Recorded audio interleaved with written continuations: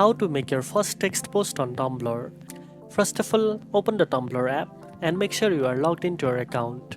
From the dashboard, tap the pencil icon at the bottom right of the screen to create a new post. Next, write your content in the main text box. You can add anything you want: thoughts, stories, quotes, or information. You can also change the text format with options like regular, bigger, quote, bulleted list, numbered list, and more. Add tags related to your post to help others find it more easily. After you are happy with your text, tap the post button at the top right corner to publish your first text post on Tumblr. Your post will now appear on your blog and on the Tumblr dashboard for others to see and interact with.